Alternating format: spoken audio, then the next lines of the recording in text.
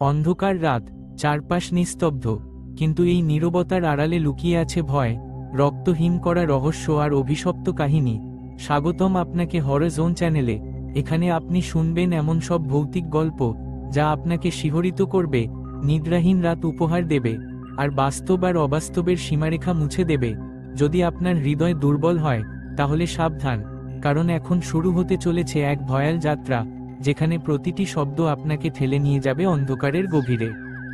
গল্পের নাম মৃত কণ্ঠস্বর। চন্দননগরের এক প্রাচীন বাড়ি, নাম সুবর্ণ ভিলা। বছর 20 ধরে কেউ সেখানে থাকে না। মানুষ বলে ওই বাড়ির ভেতর থেকে রাতে কণ্ঠস্বর শোনা যায়, আমাকে ফিরিয়ে দাও। কিক্যাপ এক আগমন। সায়ন, একজন সাউন্ড ইঞ্জিনিয়ার, বন্ধুরা মজা করে চ্যালেঞ্জ দেয়, সুবর্ণ ভিলার ভিতরে গিয়ে রাত কাটাতে পারবে না, প্রমাণ দিতে হবে রেকর্ডিং করে। সায়ন রাজি হয়ে যায়। রাত 11টা, হাতে মাইক, রেকর্ডার আর টর্চ নিয়ে সে ঢোকে ভেতরে।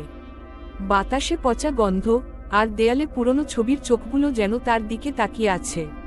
কিক্যাপ 2 প্রথম শব্দ। সে রেকর্ডার অন করে বলে, টেস্টিং 1 2। তারপর নিস্তব্ধতা। হঠাৎ স্পিকারে কাপা কণ্ঠ শোনা গেল, ফিরে যা। সায়ন অবাক, কেউ নেই, কিন্তু কণ্ঠটা স্পষ্ট নারী কণ্ঠ। ভয়ে পেয়ে সে রেকর্ডার বন্ধ করে। কিক্যাপ 3 ভয়ঙ্কর সত্য। রাত 12, হঠাৎ ওপরতলা থেকে দরজা ঠক ঠক শব্দ। টর্চের আলো ফেলতেই দেখা গেল সাদা পোশাক, মুখ ঢেকে এক নারী দাঁড়িয়ে। সে বলে, আমার কণ্ঠ ফিরিয়ে দাও।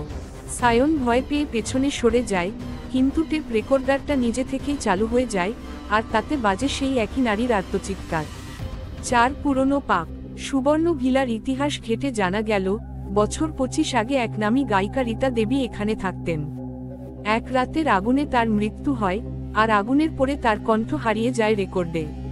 কেউ বলে, সে অভিশাপ দিয়েছিল, যে আমার কণ্ঠ চুরি করবে সে মরবে আগুনে পুড়ে। পরিণতি।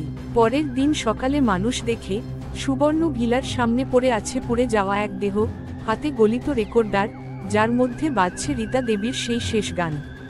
শেষ লাইনে শোনা যায়, আমার কণ্ঠ আমায় ফিরিয়ে দিও। তারপর রেকর্ডারটা নিজে থেকেই ভেঙে যায়।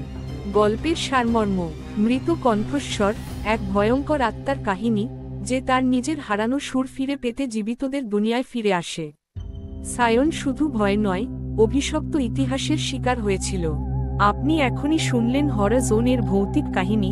যদি গল্পটি আপনার ভালো লেগে থাকে তবে লাইক, শেয়ার আর সাবস্ক্রাইব করতে ভুলবেন না, কারণ রাত নামলেই অন্ধকারে আবার ফিরে আসবে ভয়ের ছায়া। পরের গল্পে আবার দেখা হবে, হয়তো আপনার পাশেই কেউ দাঁড়িয়ে থাকবে।